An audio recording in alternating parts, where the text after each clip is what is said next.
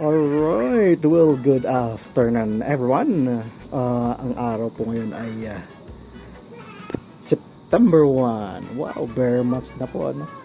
Napakalamig ng simoy ng hangin. Samahan pa natin na makulimlim at nag-uulan. Wow! So, bali, ano nga ba? 6 PM na rin, no? Narinig nyo yung kuliglig. So, update lang tayo sa ating mga betas. First is yung na-receive na po natin yung ating biniling o in-order online na flat round bottles. 1 liter po yan. And then flat round na 350, which is, itong 350 is para sa mga juvie. And then yung mga 1 liter is for junior size. No? Magiging ganito po yung setup natin yan. So, magkakaroon yan ng sarili ng rack. So, siguro mga 3 trays kada layer ng rack, no? Tigta 3 yan. So, yun ang magiging setup natin. So, nire-ready lang natin sila. Yan mga yan para sa mga upcoming na mga ano, no? Mga fries natin. Kasi meron na po tayong nasimulang i-jar itong 4 na to. Yan. Nasimulan na po natin i-jar itong 4 na hindi dito. Yan, no? Kita nyo po yan. Yung iba di makita yan. Doon sa ilalim. Ayun. So yan po yung 4 na sarili kong na-breed, no. So nagamit na po natin yung bagong bili natin na bottle. And then yung upgrade po natin na ginawa dito is yung panibagong rack dito para sa ito, mga giant yan. Pati yung mga nandoon. Pero lang yung samo na yan. So mga giant po yung nandiyan sa rack na yan. Galing po yan dito kung mapanood yung previous videos ko, no. Yun, another upgrade lang. Tapos ito pong lagayan na to, yan, kahapon ko lang siya na try ulit, but for me, no, hindi ko magiging, siguro hindi ko, I don't know kung magagamit ko siya in the future, pero parang ayoko ng ganitong setup kasi hindi ko nakikita yung mga alaga ko, no. Gusto ko yung makita ko sila kagaya na itong mga nasa labas. So siguro magiging ano ko lang siya, emergency na lagayan kapag wala na akong malagyan. Siguro dyan ko na sila ilalagay. Pero ang focus ko dito sila mailagay dyan sa mga yan. Kasi aesthetic tsaka organized, no? Hindi ka na mahirapan kung saan mo hanapin yung mga fry na hinanap ko. Gaya nito, kunyari, magiging anong strain nito or coloration. Di ko lang kung magiging ganoon ng setup ko. Pero yun ang gusto ko mangyari, no? Per coloration and strain. Pwede naman yung mga ganun, no? 1.5 and mineral bottle. Pero for me kasi personally, mas gusto ko yung ganito. So, since na ito po ay hobby po, kailangan syempre, magkaroon tayo ng mag-spend din po tayo sa mga gamit, no? Para sa ating hobby. Para at least kapag hobby nyo po kasi yan, kailangan i-feel nyo rin po yung na-feel din ng mga alaga nyo. Kagaya na itong mga to. Yung mga garapo na yan, malalaki po yan, and nilagyan ko ng aquatic plants. So ito, natutuwa ako sa nung unang nilagay ko yan, talagang never ako nakitaan siya ng paghihina. Basta napaka-condition lagi ng ano niya, yung part na yan. May mga halaman, kaya dinagdag ko yung dito, nilalagyan ko ng halaman. Though yung iba wala pa, pero yun ang magiging setup ko na yan. Yung halaman pong ginagamit ko ay galing lang po sa tumubo dyan lang sa mga alaga ko dyan sa halaman. Tumubo lang dyan. Siguro arrowhead po yata ang tawag, sinearch ko sa online. Arrowhead. Makikita niyan sa makikita dito yung mga damong kagaya nito. Yun ang ginamit ko. So maganda po siya pang condition ng tubig at the same time meron silang hammock. Meron silang higaan. Mahilig yan dyan humiga sa roots niyan . So ayun. And then update lang tayo sa mga betons, mga fry natin. Ito, bakante na po ito. Kasi nailipat ko na po siya doon sa tab. Ito nga dito, ito po yung mga giant ko. Giant fry. So, hopefully, mag-survive sila. No? Marami silang makasurvive. Ayan, kung makikita nyo. Yan. Giant po yan. And then, dito may giant din po ako dito.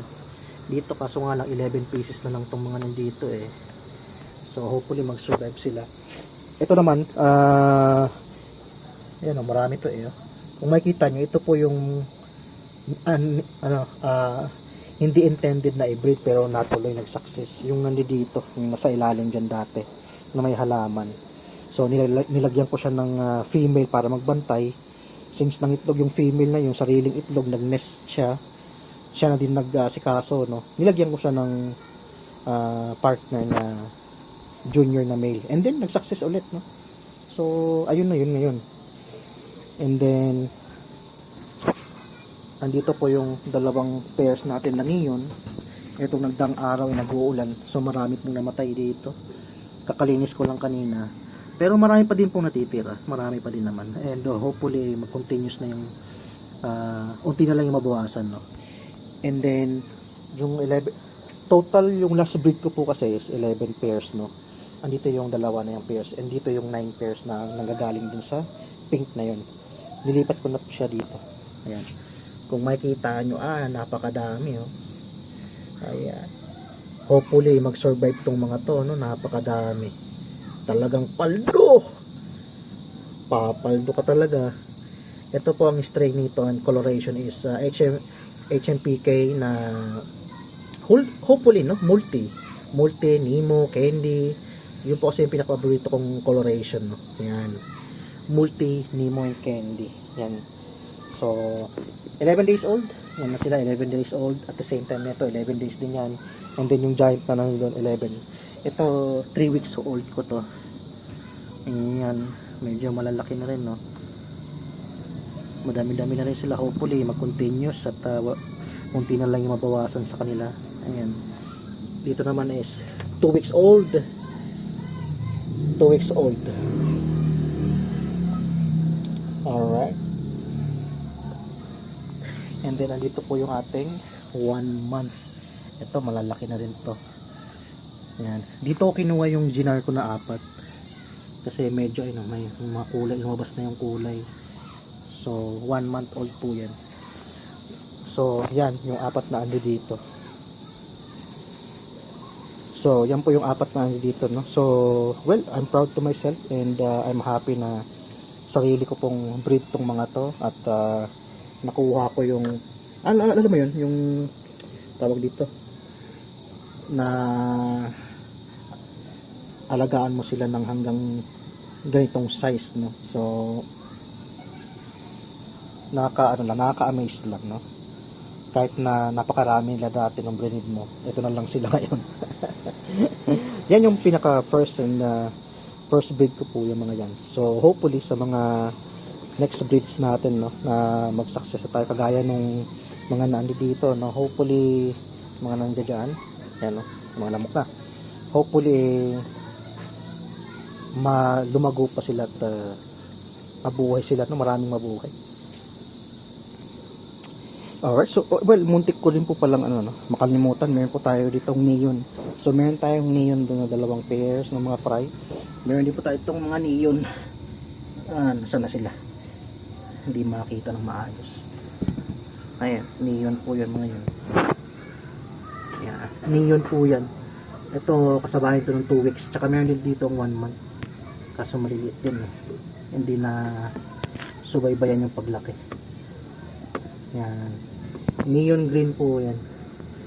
Saan yung iba? Pakita kayo. Ayan. And another upgrade din po na ginawa natin, no, sa ating sa pagbibetas, no, yung pakain po nila. So now po, before po nag-out tayo pellets. Ito pellets to. Yan. Meron din po tayo ng pellets doon, napakaraming pellets. And then bumili tayo ng dried tubifex para maiba naman. And then itong pellet na to. So yan po yung ginagamit ko dati. So now is like 2 weeks na po akong hindi gumagamit niyan. Pero don't get me wrong, no. So pwede niyo po yung gamitin yan. Nasa sa inyo po yan kung yan po yung gusto nyo. For me lang kasi gusto ko lang i-upgrade yung pagkain nila, at least makaranas sila ng lechon, kumbaga. Wala lang masama kung yun ang pakain nyo, eh. Basta try nyo din pa minsan pakainin sila ng live foods.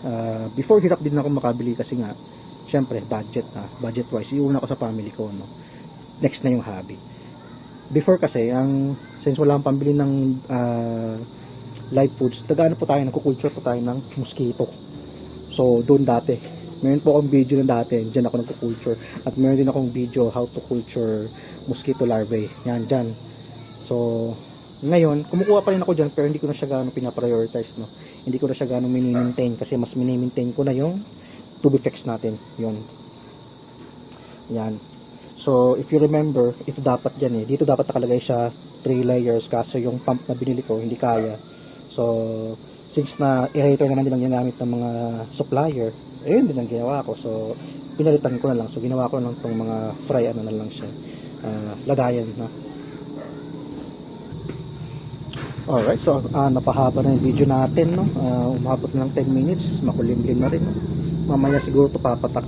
And continuous pa rin po tayo ng paggawa ng ating ano, no? MP mga bottle, no? So kumukuha po ako yun sa mga kapitbahay kapag may nag-inom, kinabukasan kinukuha ko, pero so far wala pa namang nag-iinom. Hindi ko alam kung bakit. Malamig naman ang panahon, di ba? Sabi nila pag malamig daw masarap uminom. Pero walang umiinom ngayon. Aba, mali yan.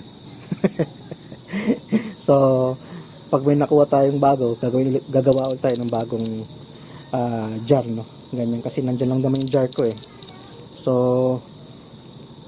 well, yun lang yung update ngayon, no? Awa ng Diyos eh, makabili tayo ng mga pag-upgrade natin na racks in the future, no? Alright, gotta go!